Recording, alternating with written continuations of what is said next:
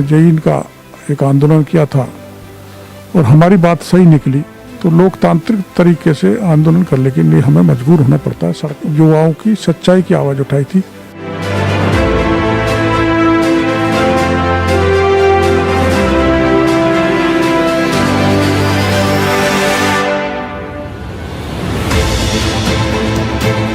कार्यकर्ता या सहायिकाओं को बढ़ाया जाएगा भत्ता, लेकिन जब ऐसा नहीं करते तो लोगों को मजबूरी में सड़क पर उतरना पड़ता है।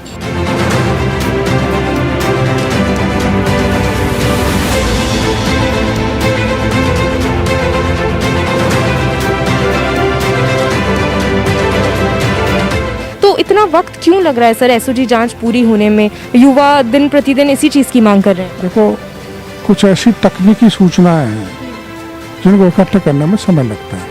अकेले में तो इंसान अक्सर अपनी परछाइयों से भी डर जाता है, अगर साथ मिले किसी का तो वो दुनिया जीत जाता है। नमस्कार, आप देख रहे हैं दी आवाज़ और मैं हूँ पलक गुप्ता। इस वक्त राजस्थान के युवाओं को भी ऐसे ही इंसान का साथ मिला है जो उनके साथ उनकी लड़ाई में उनका साथ दे रहे हैं, उनके संघर्ष में उनका साथ दे रहे हैं। तो हम स्वागत करते हैं डॉक्टर किरोड़ी लाल मीणा का, जो कि राज्यसभा सांसद हैं। सर, मेरा आपसे पहला सवाल ये है कि राजस्थान अपने इतिहास के लिए, अपने राज्य रजवाड़ों का जो उनका पूरा इतिहास रहा है उसके लिए बहुत जाना जाता था, लेकिन आज वही राजस्थान, आपको नहीं लगता कहीं ना कहीं आंदोलन वाला प्रदेश बनता जा रहा है? आंदोलन वाला प्रदेश अपने यहाँ जो स्वतंत्रता का आंदोलन है उसमें बहुत बड़े बड़े लोगों ने बलिदान दिया है और मुगल सल्तनत को हटाने में भी महाराणा प्रताप जैसे यहाँ पर योद्धा हुए हैं। तो हमारे खून में अन्याय को सहन नहीं करना, उसके लिए सड़क पर उतरना, आंदोलन करना है। और चूँकि बेरोजगारी बहुत बढ़ रही है और इस बेरोजगारी स्थिति में भी जवानों के साथ धोखा हो रहा है, पेपर लीक हो रहे हैं। अब तक 6 परीक्षाओं के पेपर लीक हो चुके हैं, यहाँ तक कि आरएस के भी हो गए। तो ये बड़ा दुर्भाग्यपूर्ण है, कोई बच्चा जो तैयारी करे वो वंचित रह जाए सिलेक्शन से। तो आपकी जानकारी में हमने जैन का एक आंदोलन किया था और हमारी बात सही निकली और एसओजी ने माना कि पेपर लीक हुआ है। तो जो भी दीनहीन गरीब जवान बेरोजगार मेरे पास आता है तो राजनीति में हमारी जिम्मेदारी बनती है, सरकार वैसे नहीं माने तो लोकतांत्रिक तरीके से आंदोलन करने के लिए हमें मजबूर होना पड़ता है, सड़क पर उतरना पड़ता है। निश्चित रूप से सरकार का ध्यान आकर्षित होता है और लोगों को राहत भी मिलती है। बिल्कुल, जिस तरह से आप युवाओं के साथ हैं तो युवाओं को कहीं ना कहीं एक हौसला युवाओं में है कि उनके साथ कोई खड़ा है जो उनका साथ दे रहा है। लेकिन सर, कहीं ना कहीं अगर भर्तियों की मैं बात करूं तो अब कुछ एक भर्तियों में दो गुट बनते जा रहे हैं। कोई एक चाह रहा है कि एग्ज़ाम रद्द हो, कोई एक चाह रहा है रिजल्ट जल्दी आए, कोई एक चाह रहा है कि ऐसा ना हो। तो इससे बहुत बड़ा एक, जैसे आपको मैं कहूँ, एक बहुत बड़ा चैलेंज आप लोगों के लिए बन गया है कि किसका साथ दें और किसका ना दें। देखो, जब बात न्याय संगत समझ में आ जाती है तो जैसे जेईएन डिग्री वालों की बात हमारे समझ में आ गई कि लीक हुआ है, तो जो माफिया परीक्षाओं को चोरते हैं या परीक्षा के पेपर लीक करते हैं, उसका कुछ हिस्सा होता है जो विरोध करता है। तो जब सच्चाई हमें पता लगी तो हमने उनके विरोध की परवाह नहीं की और वो जो ग्रुप, जिसको आप ग्रुप मानते हो 10% 5% का, वो ग्रुप कोई महत्व नहीं रखता। जब 90% 95% युवा एक साथ होते हैं तो हमने 90-95% युवाओं की सच्चाई की आवाज़ उठाई थी, जिसमें हमें सफलता मिली। अब एक और, जैसे आशा सहयोगिनी महिलाओं की मैं बात करूं, वो लोग भी अब धरने पर उतर आए हैं, धरने पर बैठे हैं। सरकार के खिलाफ अपना आंदोलन उन्होंने भी तेज़ कर दिया है कि सरकार मांगे नहीं सुन रही है। तो कहीं ना कहीं ये 2 साल जो सरकार ने पूरे करे हैं, क्या सरकार लोगों के दिलों में जगह बनाने में विफल रही है या अपने कार्य पूरे करने में विफल रही है? सरकार ने आश्वासन तो बहुत दे दिए सत्ता में आने के लिए। किसानों का संपूर्ण कर्जा माफ़ करेंगे, जो नहीं किया। बेरोजगारों को 3,500 रुपये मासिक भत्ता देंगे, जो नहीं दिया। लोगों को रोजगार देंगे। बजट में आशा सहयोगिनी या कार्यकर्ता या सहायिकाओं को बढ़ाया जाएगा भत्ता। लेकिन जब ऐसा नहीं करते तो लोगों को मजबूरी में सड़क पर उतरना पड़ता है। सरकार जो आश्वासन देती है उस पर खरा उतरना चाहिए। झूठा आश्वासन देकर सत्ता में आना ठीक नहीं है। झूठा आश्वासन सरकार पिछले 2 सालों से जो कर रही है, सरकार के 2 साल पूरे हो गए हैं, उन्होंने अपनी उपलब्धियां बहुत गिनाई है कि हमने बेरोजगारों के लिए ये करा है, जनता के लिए ये करा है। क्या सरकार ने आपको क्या लगता है, क्या सरकार वाकई ये 2 साल बहुत अच्छे रहे हैं सरकार के लिए, या सरकार ने वाकई जनता की सेवा करी है? सरकार ने अगर सेवा की है तो जवान सड़कों पर क्यों है? महिलाएं सड़कों पर क्यों? कड़ाके की ठंड में आशा सहयोग नहीं बैठी हुई है? लॉ एंड ऑर्डर की स्थिति खराब क्यों है? भ्रष्टाचार चरम पर है। आप देख रहे हो एसीबी रोज छापे मार रही है, पकड़ रही है। और जो ये किसानों की बात कर रहे हैं आजकल कांग्रेस वाले, राजस्थान में यात्रा निकाल रहे हैं, एमएसपी पे खुद फसल नहीं खरीद रहे। मैं कल महुआ गया था तो बाजरा का एमएसपी का केंद्र ही नहीं खोला, बाजरा ही नहीं खरीद रहे। तो ये अन्याय है, कुछ नहीं किया सरकार ने। इसलिए सरकार के खिलाफ बड़े पैमाने पर असंतोष पैदा हो रहा है। सरकार के खिलाफ लोगों के मन में असंतोष पैदा हो रहा है, ये बहुत बड़ी चीज़ जो आपने कही।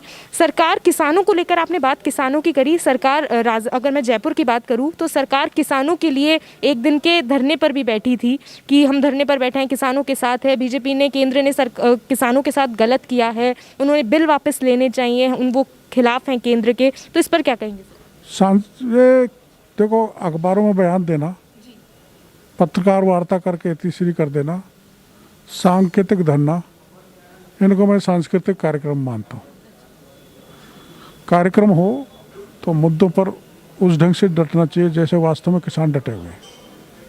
और अब चूंकि विपक्ष पूरे देश में मृत प्राय है तो वो किसानों के कंधे पे बंदूक रखे उनके सहारे जिंदा होना चाहता है, जो संभव नहीं है। ऐसे कार्यक्रम कांग्रेस को नहीं करने चाहिए, दिखावे के लिए, धरातल पर करने चाहिए और राहत दिलानी चाहिए। कोई दिक्कत नहीं, डेमोक्रेसी में आंदोलन करने का अधिकार है। तो कोई अच्छा क्यों नहीं करते? सारे एमएलए को जाके दिल्ली में अनिश्चितकालीन धरना क्यों नहीं देते मुख्यमंत्री जी? इन पायलट साहब, नहीं देना चाहिए। यहाँ आपने राजभवन के आगे रख दिया और अपनी एक दिन की वो करके तीसरी पूरी करी। इससे काम नहीं चलने वाला है। मजबूती से एग्रेसिव होकर लड़ना पड़ेगा। केवल नाटक करने से जनता मानने वाली नहीं है। बिल्कुल। जिस तरह से अभी युवाओं की एक और मांग है कि कुछ एक भर्तियों के लिए एसओजी जांच जो चल रही है जल्द से जल्द पूरी कराई जाए, और कुछ एक चाह रहे हैं कि उनकी एसओजी जांच भी होनी चाहिए भर्तियों को लेकर।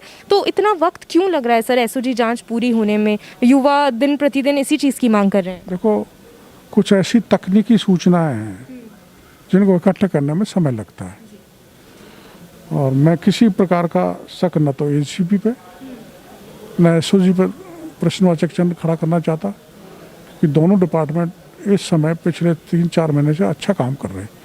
तो मेरे को एसओजी पे पूरा भरोसा है कि वो दूध का दूध और पानी का पानी करेंगे और अब तो अपराधियों को शिक्षों में डालेंगे जिससे बेरोजगार युवाओं को भविष्य सुरक्षित हो सके। सर, एक और बात सामने निकल कर आई है। छात्रों ने ये कहा है कि जब भी वो अध्यक्ष के पास जाते हैं, राजस्थान कर्मचारी चयन बोर्ड के अध्यक्ष के पास, तो वो बीएल जाटावत जी उनको धमकी देते हैं कि यहाँ से चले जाओ, कभी छात्रों से मुलाकात नहीं करते, और उल्टा उन्हें जेल में डलवाने की धमकी देते हैं जब छात्र अपनी बात रखते हैं। तो मैंने सुना नहीं कोई धमकी दी है क्या? छात्रों का ये कहना है कि वो जब भी छात्र जाते हैं तो वो धमकी देते हैं कि चले जाओ यहाँ से, जेल में डलवा दूंगा नहीं तो। अब देखो, ऐसा है, जब मेरे पास कोई ऐसा प्रमाण नहीं है इसलिए मैं इस पर कोई कमेंट करूं। सर, एक और चीज़ मैं आपसे आखिरी सवाल ये करना चाहूँगी कि आप छात्रों के, आप जो भी आपके पास अपनी समस्या लेकर आता है, आप सबके साथ हमेशा खड़े रहते हैं, सबकी लड़ाई में आपने सबका सहयोग दिया है हमेशा। तो इसी तरह से जो अब बजट पास होने वाला है और आशा सहयोगिनी महिलाओं ने कहा है कि वो भी धरने पर बैठेंगी, तो सर उनके साथ कैसा आपका सहयोग रहेगा, या उनके साथ आपकी किस तरह से आप उनका समर्थन करें? अगर वो मेरा सहयोग चाहेंगी तो मैं मेरा सक्रिय सहयोग दूंगा। ओके। तो जिस तरह से मैं आपको हमने बताया कि जब छात्र अपनी आवाज़, जब एक बेरोज़गार छात्र सड़क पर उतरता है सरकार के खिलाफ, तो कहीं ना कहीं उसके मन में भरोसा होता है कि कहीं ना कोई तो उसका साथ देगा। और ऐसा ही साथ दिया है डॉक्टर किरोड़ी लाल मीणा ने, जो छात्रों के साथ पल पल खड़े हैं उनके संघर्ष में। तो हम भी आगे देखते हैं कि जो इन्होंने साथ दिया है और जो छात्र अपनी लड़ाई लड़ रहे हैं उनकी जीत हो पाती है या नहीं, या छात्रों को दी आवाज़ भी पूरी कोशिश करेगा कि छात्रों को पूर्ण न्याय मिल पाए। बने रहिए दी आवाज़ के साथ। नमस्कार।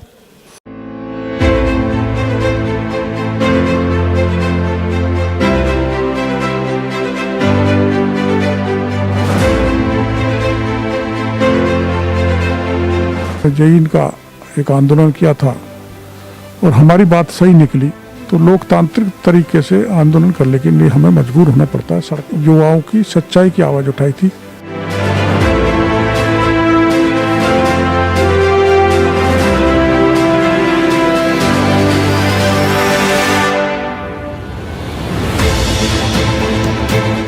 कार्यकर्ता या सहायिकाओं को बढ़ाया जाएगा भत्ता, लेकिन जब ऐसा नहीं करते तो लोगों को मजबूरी में सड़क पर उतरना पड़ता है।